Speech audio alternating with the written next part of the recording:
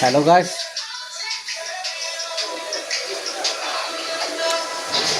माबोरै दं लोगोफोर?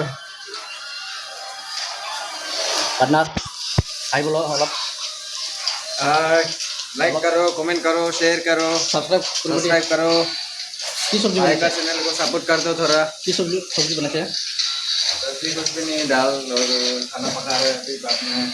और भिंडी फ्राई, ये भिंडी फ्राई। वो अंडा बॉईल करছে না?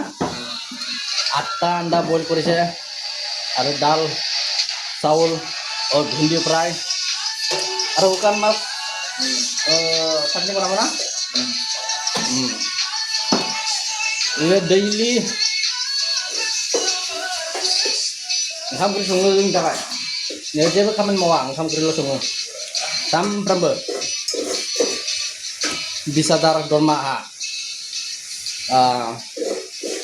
मालिकआ होयो 20,000, ओमफ्राय जोंनिफ्राय जों 8 मानसि दङ, 8 5,000 एक्सट्रा होयो आरो बेनो। आरो अलप हाय बुंदो। खाना पका रहा है।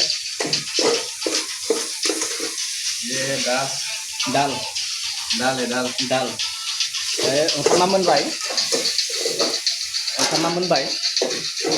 आरो भिन्दिखौ दा नुवाबा नोंसोर थगायनो सानलायगोन। भिन्दी दै थरथिं गदों, नों सिखाजों हायो, दानो सिखाव फैनो हाया बेयाव। बिथांना 20,000 दरमाहा, जोंनिफ्राय 5,000 एक्सट्रा मोनो 8 मानसिनिफ्राय। बेजों 9 जन जायो जोङो गासै। बे जोंनि थाखाय ओंखाम संग्राल'। सानसेयाव खननै ओंखाम सङो, मोनायाव फुङाव। ओमफ्राय बोथिनै ओंखाम संनायाव मासाव 25,000 जायो। होमबा जोंना बेसेबां जागोन आं खोन्थाथ'ला, बेखौ उनाव खोन्थासिगोन। बांद्राय बुंबा दा गाज्रि मोनगोन। दोनथ'नोसै। दोनथ'नायनि सिगां नैबे मा फिथाइ बेखौ खोन्थाहरदो।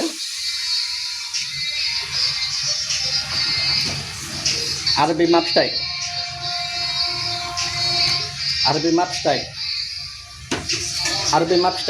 खोन्थाहरबानो जाबाय।